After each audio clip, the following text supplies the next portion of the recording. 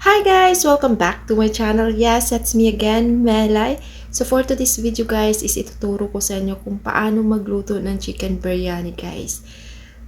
Ang chicken biryani guys ay isa sa mga paboritong pagkain dito sa Saudi Arabia. So ngayon guys, ituturo ko sa inyo kung paano siya lulutuin. Pero bago yan, kung bago ka lang dito sa channel ko, please don't forget to like, subscribe, and i-hit mo na din yung bell notification dyan sa baba para updated kayo sa mga videos ko pang gagawin guys.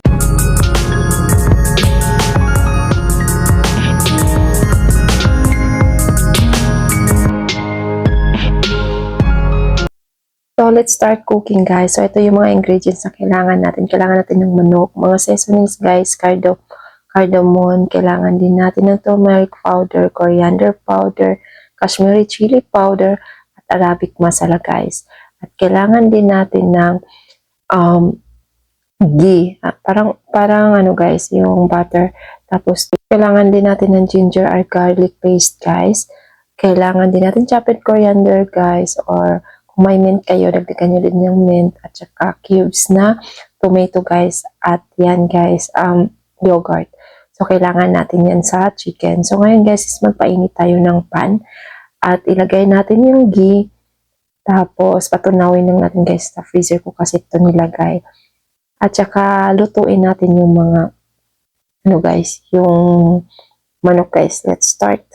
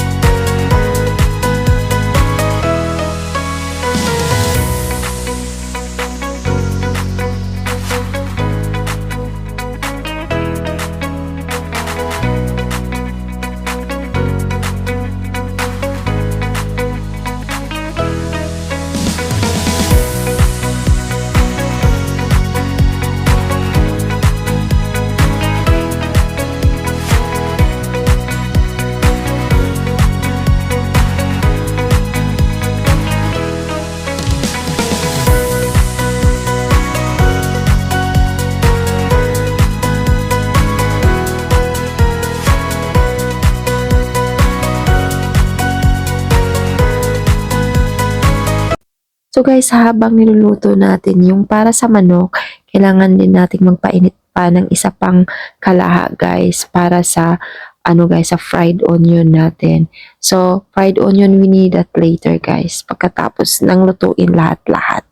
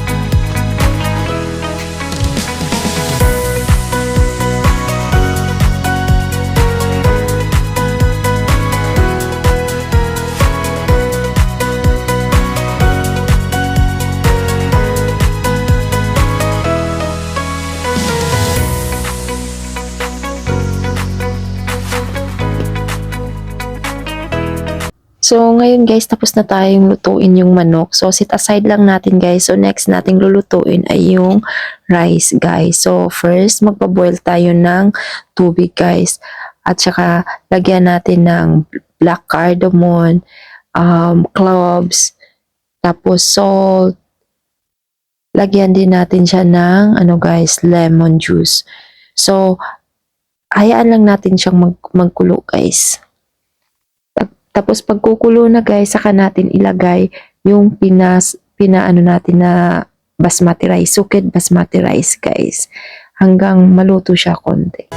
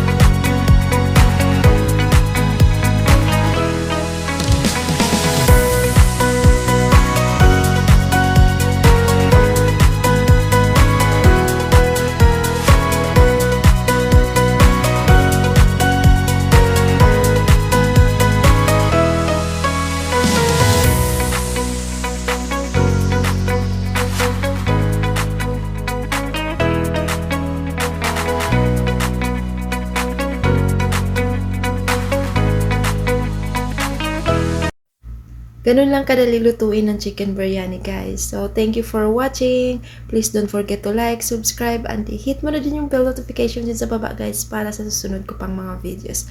Bye-bye!